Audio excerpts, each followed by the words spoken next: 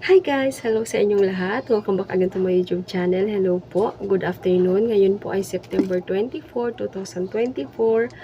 Tuesday at ang oras natin ay 3 o'clock po ng hapon. Ayan guys. So ngayon guys, isi-share ko lang sa inyo na na-pull out na po yung ating freezer ng Joy Ice. Ayan.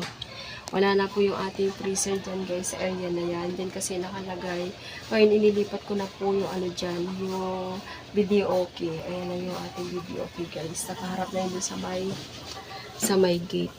Lumuwag-luwag ng konti yung doon sa likod kasi doon niya nakasiksik nung time na meron pa tayong ice cream. Wait lang. Guys, balik ako. At ngayon naman yung ating Meralco bill kasi dumating na yung Meralco bill natin ngayong araw lang din ito guys. Bali, isang buwan na rin kaming walang ginagamit na freezer ni Joy Ice kasi nga po yung natira inilipat ko dun sa freezer ng Joy Ice. So, ito po yung ating Meralco bill. Last month pala guys, yung August na bill namin sa kuryente is 4,803. Tapos, ngayon po, September is 3,617.28. Ayan guys, yung ating bill sa kuryente ngayon. Bumaba siya ng, computin nga natin kung magkano yung ibinaba niya. So, ayan guys, yung ibinaba natin sa Meralco bill. 1,186.36 po yung ibinaba natin sa kuryente. Ngayon na wala na tayong freezer ng Joy Ice. Ang laki po talagang mag-consume ng kuryente ng freezer na yun. So, ayan guys.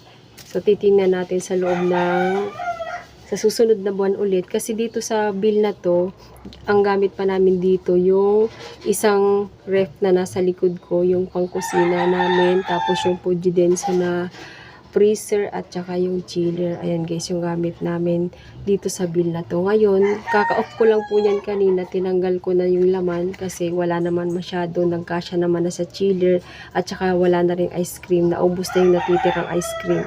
Kaya in-off ko na kasi wala naman masyadong laman. Sayang lang din yung kuryente.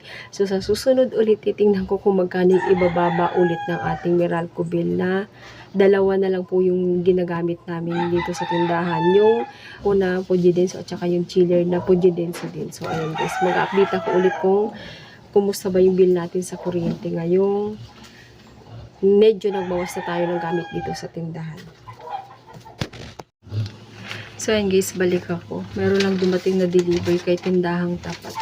2 page lang. Kunti lang naman po ito. So, ayun lang naman po yung aking update sa inyo guys. Yung ating freezer po ay na-pull out na.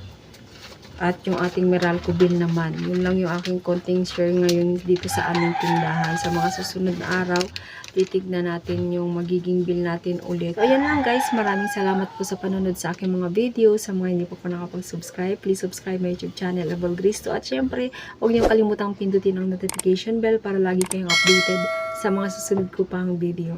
Thank you so much. Bye-bye. God bless us all.